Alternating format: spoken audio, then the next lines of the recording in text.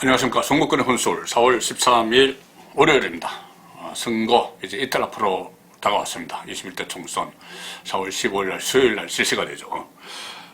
지금 선거를 이틀 앞두고 판세 분석이 상당히 여러 갈래로 나오고 있습니다. 좀 혼란스러울 정도로 서로 엇갈립니다.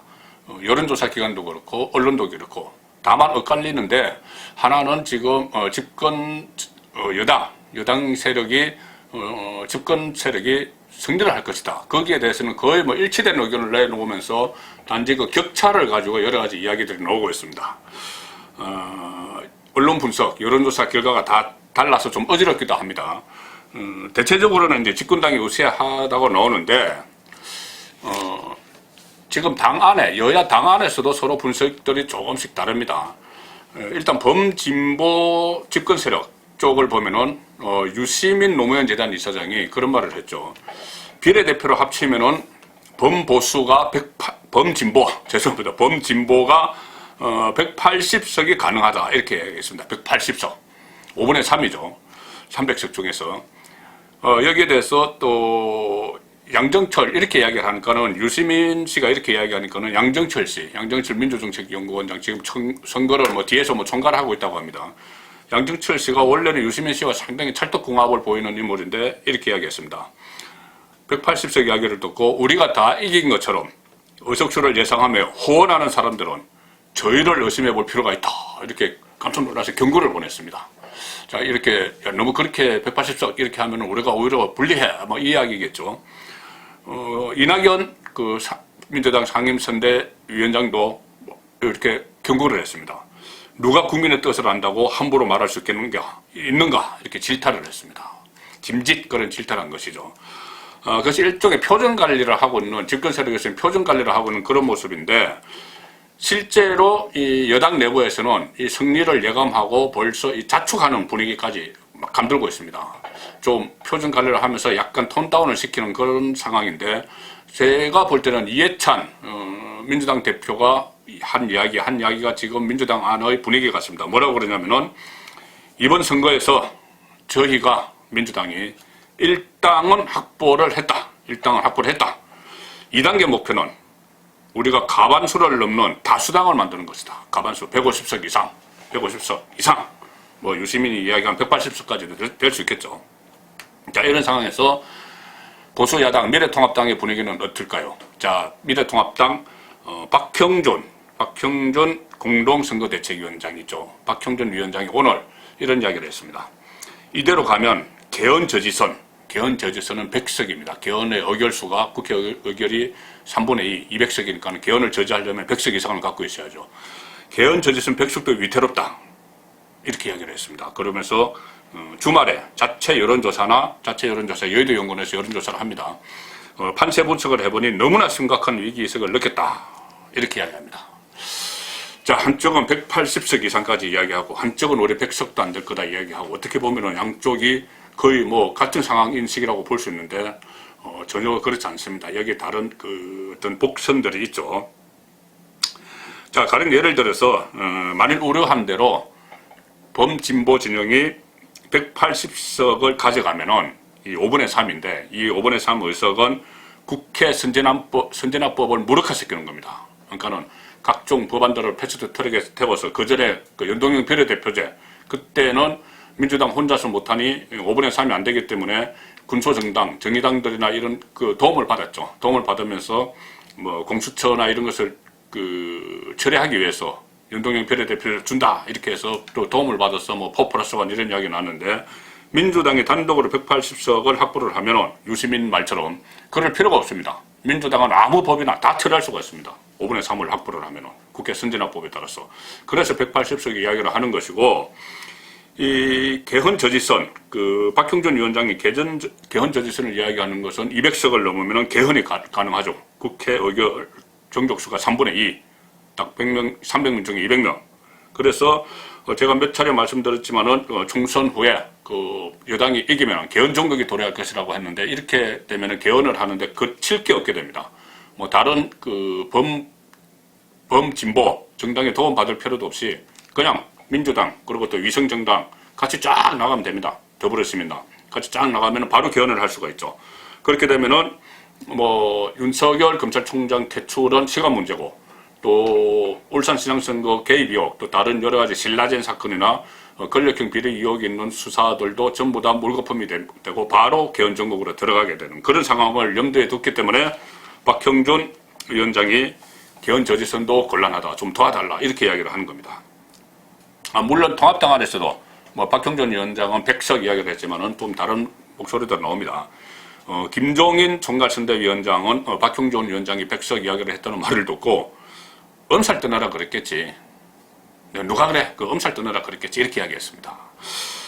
자, 그래서 이렇게 각 당 안에서도 서로 다른 전망이 나오는 것은 선거 이론 중에 뭐 밴드웨건 효과 또는 언더독 효과가 있죠. 밴드웨건, 뭐 풍차가 막 그 마차가 풍차를 올리면서 풍악을 올리면서 가면은 그 뒤에 사람들이 쭉 따라가는 것처럼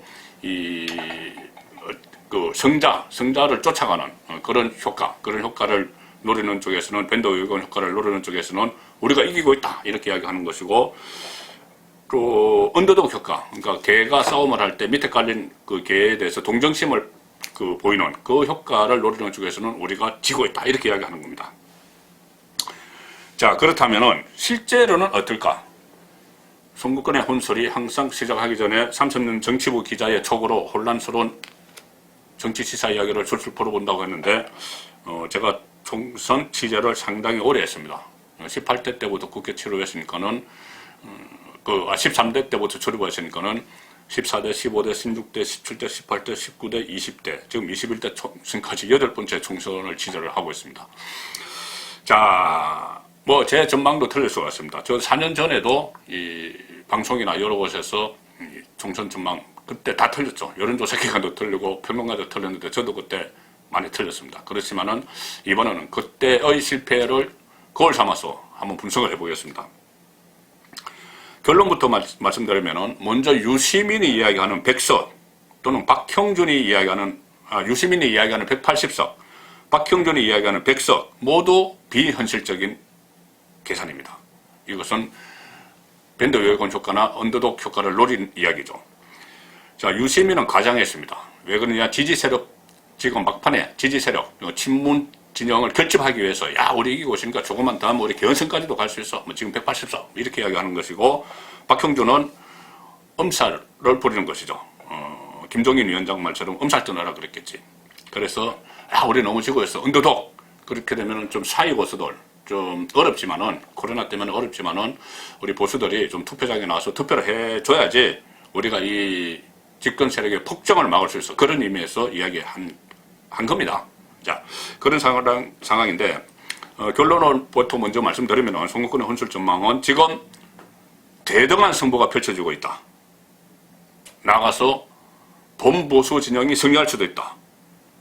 범보수 진영이 1당을 넘어서 과반수도 불가능한 것은 아니다. 그렇게 먼저 말씀을 드리겠습니다. 그리고 구체적인 분석을 제가 간략하게 한번 해드리겠습니다.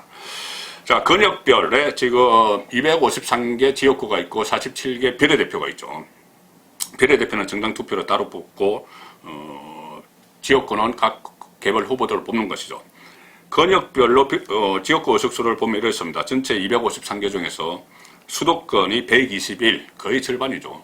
서울, 인천, 경기. 그 다음에 영남, 대구, 경북, 부산, 울산, 경남, 얘가 65, 호남이 28, 충청 28, 강원 8, 제주 3 이렇게 되고 비례대표 47 해서 300명이 채워지는 겁니다. 자, 일단 지역을 보면은 그 지방, 비수도권, 각 그 비수도권, 뭐 영남도 그렇고 호남도 그렇고 충청도 그렇고 가장 잘 아는 사람들은 그 현지에서 취재를 하는 지역 언론사 기자들입니다. 정치부 기자들, 현장 취재를 하는 기자들, 거기는 분위기 잘 알고 있습니다.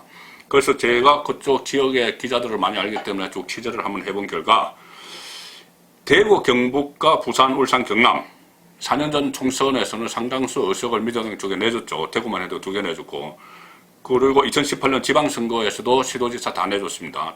그 대구, 경북 빼고 부산, 울산, 경남은. 그런데 그때와는 지금 선거 분위기가 완전히 다르다. 지금은 문재인 정권 3년을 보면서 정권 심판론이 팽배해 있다. 그때와는 다를 것이다. 이런 분석을 많이 합니다. 그래서 거의 싹쓸이할 가능성도 있다. 60석을 모조리 가져올 가져오기는 좀 어렵겠지만은 거의 대부분 가져올 수 있다. 자, 그렇게 해서 일단 60석 조금 못되게 이렇게 잡아보겠습니다.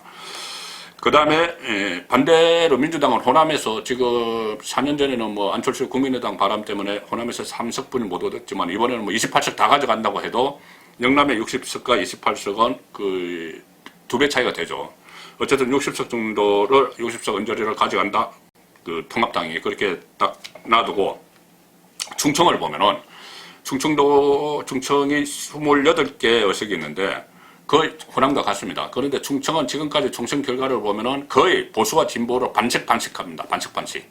그래서 만약에 이번에도 반씩이라면은 28개 중에서 15개인데 지금 충청에서도 만만치 않습니다. 이 정권 심판론이 만만치 않다고 합니다. 제가 취재를 해보면. 그래서 14석, 그 절반 이상, 한 15석 이상, 그 정도를 하면은 앞에 영남과 합해서 한 75석 이상이 예상이 되죠. 이것만 75석입니다. 그 다음에 비례대표 47석, 이 중에서 지금 정당 투표로 해서, 그 중에서 47석 중에서, 그 비례정당, 그 전문 정당이죠. 그 미래한국당이 한 20석 언저리를 얻으면은 앞서 말씀드린 75석과 앞에서 95석이 예상이 되는 겁니다. 수도권, 최대 성모처 121석 있는 수도권 놔두고 95석이 당장 예상이 되는 것이죠.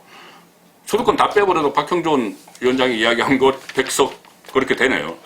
자, 그래서 여기다가 수도권에서 얼마나 가져오느냐가 관건인데 121석 중에서 반타작, 뭐 좀 어렵겠지만 예를 들어서 60석 정도 반타작을 하면은 95석에 60석 더하면은 155석 됩니다. 150석이 가반수 넘어가죠. 그 다음에 수도권에서 반타작 못하고 3분의 1 타작 하면은 40석까지 오죠. 그러면 기존의 95석과 합해서 135석이 됩니다. 일당 가능성이 있습니다. 135석이면. 4년 전에, 물론 그때는 국민의당이 있었지만은, 민주당이 121석, 122석으로 일당이 됐죠. 135석이면 일당 가능성도 있습니다.